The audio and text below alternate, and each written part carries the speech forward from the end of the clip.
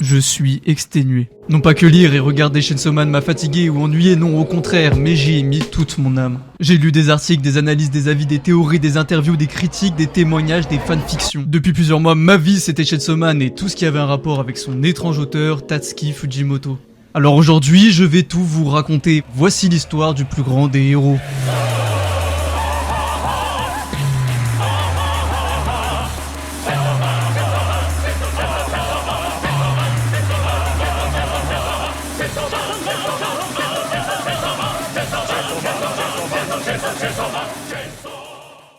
1993, Nikao, Japon, une ville de taille moyenne d'alors 31 000 habitants au pied du mont Chokai. Une ville dont la population vit surtout de la pêche et de la culture du riz. Cette année-là, le 10 octobre, naît Tatsuki Fujimoto, un enfant avec un grand talent pour le dessin et l'écriture. Et même si le talent il était déjà là, personne n'aurait pu se douter que ce jeune garçon serait bientôt à l'origine d'un revirement de l'industrie du manga dans son entièreté.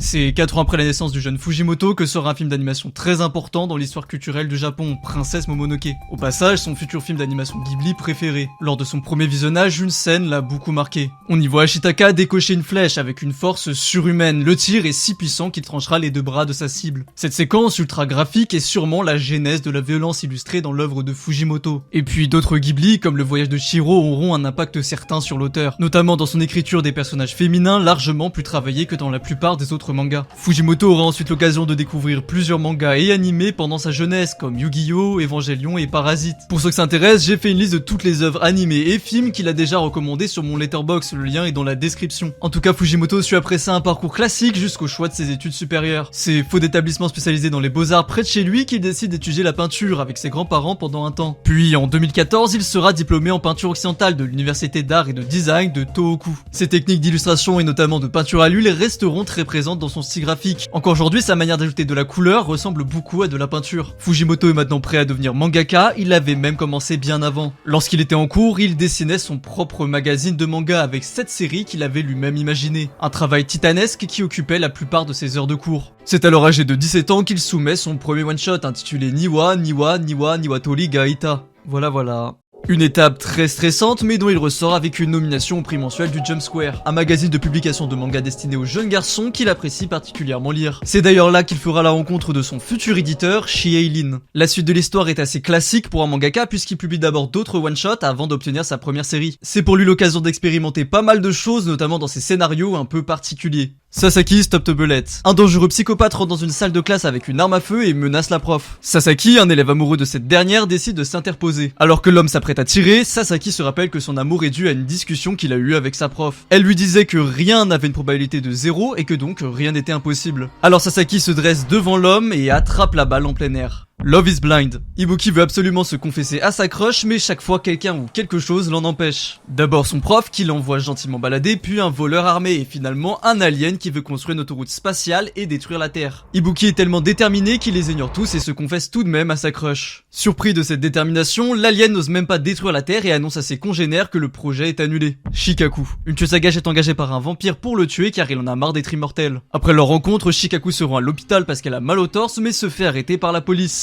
Elle explique ensuite à la télé que les médecins lui ont dit qu'elle avait mal parce qu'elle est amoureuse. Sa naïveté va faire rire le vampire qui va la sauver en la transformant en vampire. Cela leur permet de rire ensemble pour l'éternité. Et bah malgré que ces scénarios soient tirés par les cheveux, c'était de bonne lecture. C'est sûrement pour cette raison que Fujimoto a eu ensuite la chance de pouvoir commencer sa première série. Fire Punch se passe dans un monde dans lequel l'hiver ne s'arrête plus depuis des années car une sorcière a jeté un sort sur l'ensemble de la planète. Et ce froid éternel, il va causer de la famine et donc de la folie. C'est notamment le cas pour deux frères et sœurs, Agnis et Luna. Les deux enfants disposent d'un don, celui de la régénération. Même s'ils ressentent la douleur, leur corps est capable de subir les pires atrocités. Alors, pour nourrir le village, ils ont une solution, celle de donner régulièrement leurs bras aux habitants. Bien sûr, certains refusent ce cannibalisme, mais finissent par mourir. Le reste du village les voit comme des héros. Un jour, un convoi militaire se pose et les hommes qu'il contenait souhaitent récupérer une partie des vivres du village. Ils finissent évidemment par tomber sur les morceaux de chair humaine et leur commandant prend une décision, celle de rayer ce village de la carte. Le commandant a aussi un pouvoir, celui d'allumer des flammes qui ne s'éteignent que lorsque la cible meurt. Alors seulement 2 personnes survivent, Agnis et Luna. Cependant le pouvoir de Luna n'est pas assez puissant et elle dira comme dernier mot à son frère,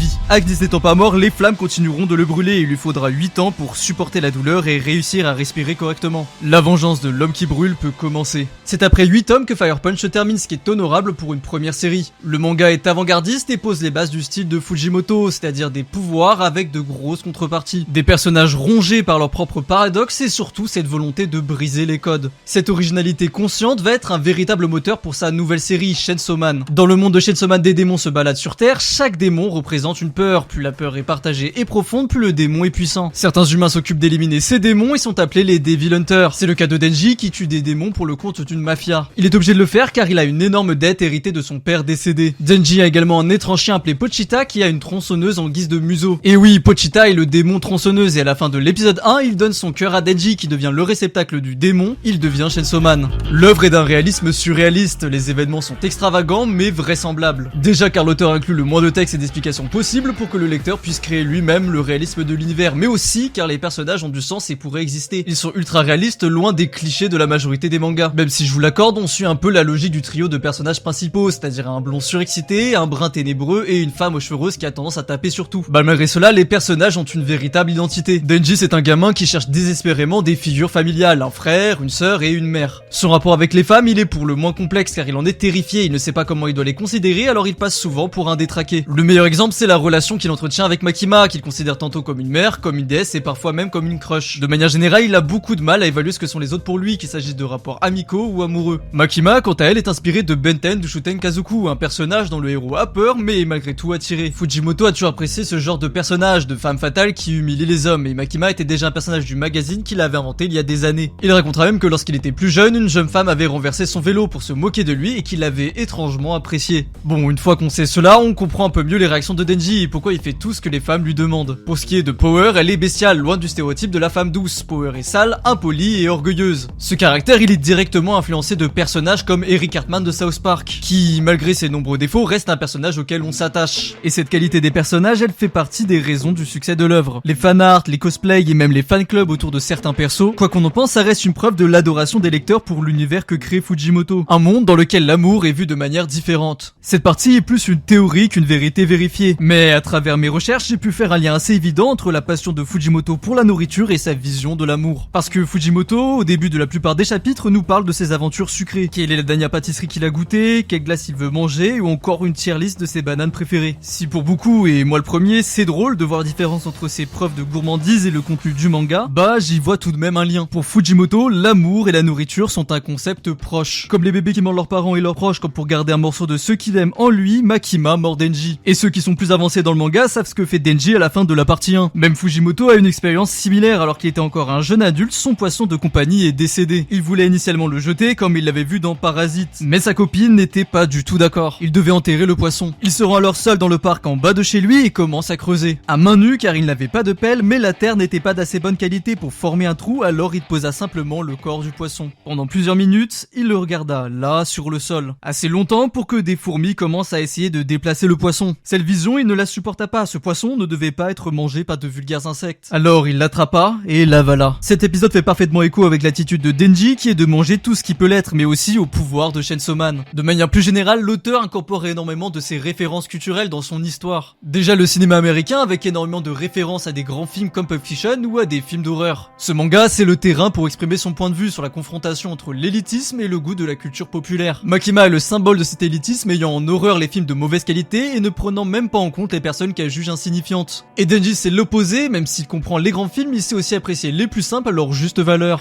On pourrait parler pendant des heures du travail titanesque de Fujimoto, chaque arc de l'histoire mériterait sa propre vidéo tant il y a à dire. D'ailleurs ce n'est pas du tout à exclure, dites-moi si ça vous intéresserait. Mais s'il y a une chose à retenir du travail de l'artiste, c'est son impact. Chainsaw Man est acclamé par les plus grands. Naoki Urasawa, auteur de Monster et 20th Century Boys, félicitait Fujimoto, quand Koei Horikoshi cachait Chainsaw Man dans une des planches de My Hero Academia. Fujimoto influence énormément l'industrie puisqu'il est à lui seul un centre de formation. La majorité de ses assistants ayant ensuite commencé des séries à succès, Spice Family, Hell's Paradise, Dan, etc. Tous ces talents ont eu le droit au conseil de Fujimoto, mais aussi à ceux de son éditeur, Shieilin, qui est maintenant l'éditeur de 2 d'entre eux. Cet homme est juste trop fort. En 2020, il supervisait une 50aine de mangas et one-shot en même temps, un record. On pourrait se demander si finalement ce n'est pas lui qui retourne véritablement l'industrie du manga.